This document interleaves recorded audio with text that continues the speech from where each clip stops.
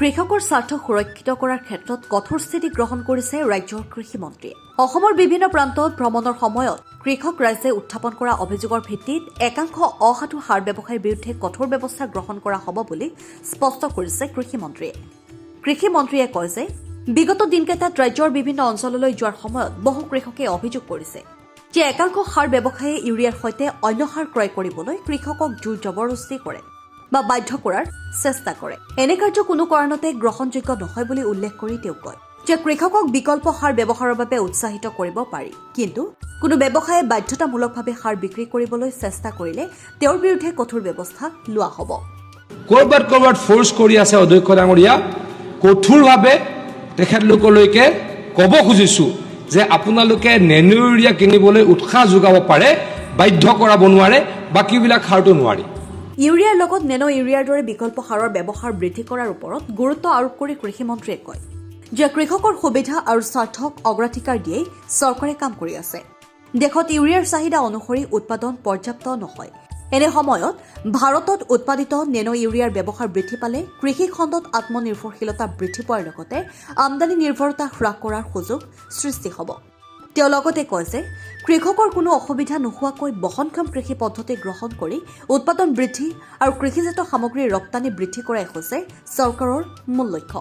কৃষক ৰাইজৰ সহযোগিতাৰে এই লক্ষ্য পূৰণ কৰিব পাৰিলে ভাৰতৰ কৃষিখণ্ড অধিক শক্তিশালী আৰু আত্মনিৰ্ভৰশীল হৈ উঠিব বুলি আশা প্ৰকাশ কৰে কৃষিমন্ত্ৰীগৰাকীয়ে।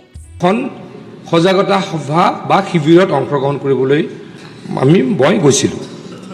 অধ্যক্ষ ডাঙৰীয়া, দুইখন সভাতে বহু কৃষকে আহি ক'লে যে আমাক জোৰ জুলুম কৰি ইউৰিয়াৰ লগত অন্য সাৰসমূহ ল'বলৈ বাধ্য কৰে।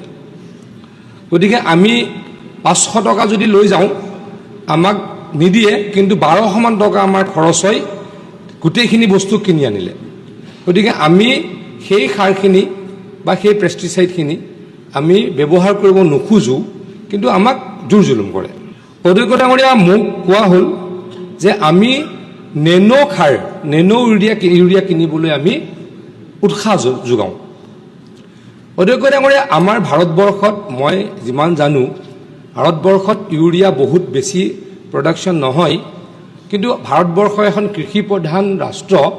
গতিকে আমি কি কৰোঁ, পৃথিৱীৰ অন্য দেশৰ পৰা আমি বেছি দামত ইউৰিয়া কিনি আনো আৰু আমি ছাবচিডি দি আমি কৃষকক ইউৰিয়া বিক্ৰী কৰোঁ।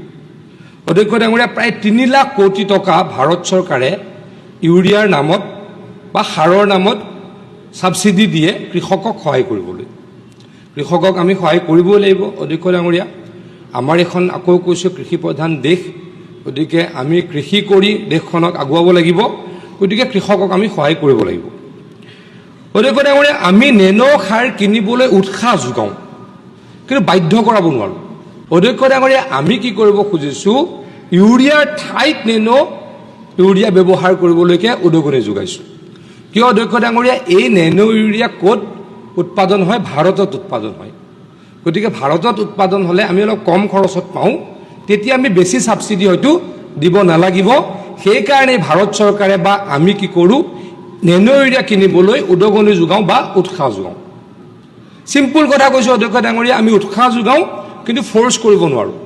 ক'ৰবাত ফ'ৰ্চ কৰি আছে অধ্যক্ষ ডাঙৰীয়া, কঠোৰভাৱে তেখেতলোকলৈকে ক'ব খুজিছোঁ যে আপোনালোকে নেনো ইউৰিয়া কিনিবলৈ উৎসাহ যোগাব পাৰে, বাধ্য কৰাব নোৱাৰে, বাকীবিলাক সাৰটো নোৱাৰি। নিউজ ডেস্ক ৰিপৰ্ট, অংকুৰিত অসম।